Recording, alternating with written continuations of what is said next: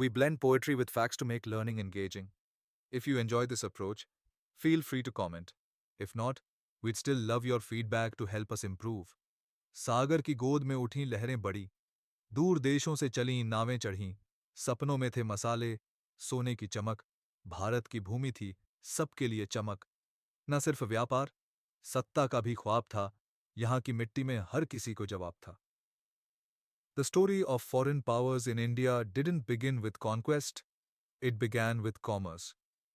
As the 15th century faded out, the oceans saw sails full of European ambition, in search of spices, trade, and territories.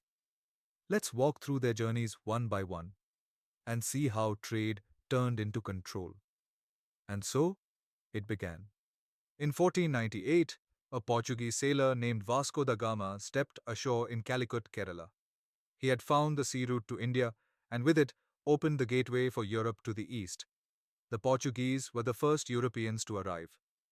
They weren't just traders, they came as conquerors, missionaries, and naval warriors. They built their first factory in Cochin and soon moved to Goa, capturing it in 1510 under Alfonso de Albuquerque. Their naval strategy? Simple. Dominate the Arabian Sea. They issued Cartas permits, taxed Indian ships, and controlled spice routes ruthlessly. They gave India potatoes, chilies, tobacco, the first printing press in Goa, and some of the grandest cathedrals we still see today. But their rule wasn't eternal. In 1961, after centuries of control, Goa was liberated by Indian forces in Operation Vijay. Next came the Dutch. Under the Dutch East India Company, or VOC, they set up their first post at Masulipatam in 1605. Their motto? Trade, not conquest.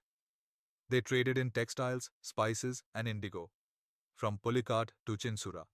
But their ambitions were tested by Indian kings. In 1741, they suffered a humiliating defeat at the hands of Martanda Varma, the king of Travancore, in the Battle of Colonial, one of the earliest Asian victories over a European force.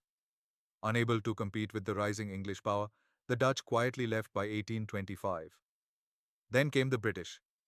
They landed in Surat in 1608 and slowly, steadily planted their roots. Thanks to a clever diplomat, Sir Thomas Roe, they got permission from Mughal Emperor Jahangir in 1615 to trade freely. What began with factories in Surat, Madras, Bombay, and Calcutta soon turned into battles, annexations, and empires. Battle of Plassey, 1757.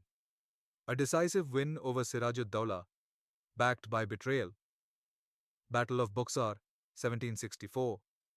Victory over a Mughal alliance, which gave them Diwani rights. By the 1800s, they crushed the Marathas, defeated Tipu Sultan, and tamed the Sikhs. India was no longer just a trading post, it was the jewel in their crown. After the revolt of 1857, the East India Company was dissolved.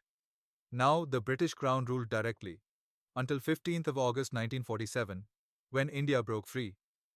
Meanwhile, the Danes made a quiet entry in 1616. They built their stronghold at Tranquebar, Tamil Nadu, and later in Serampore, Bengal. They were different, not warriors, but reformers. They brought Protestant missionaries, built India's first Protestant printing press, and promoted education. But unable to handle the economic and political pressure from the British, the Danes left in 1845. And then came the French in 1664 under Jean-Baptiste Colbert. They built their base in Pondicherry, dreaming of an Indian empire. Their Governor-General, Joseph Dupleix, was bold.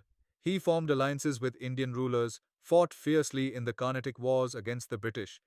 But the Battle of Vandivash, 1760, sealed their fate. They lost to the British.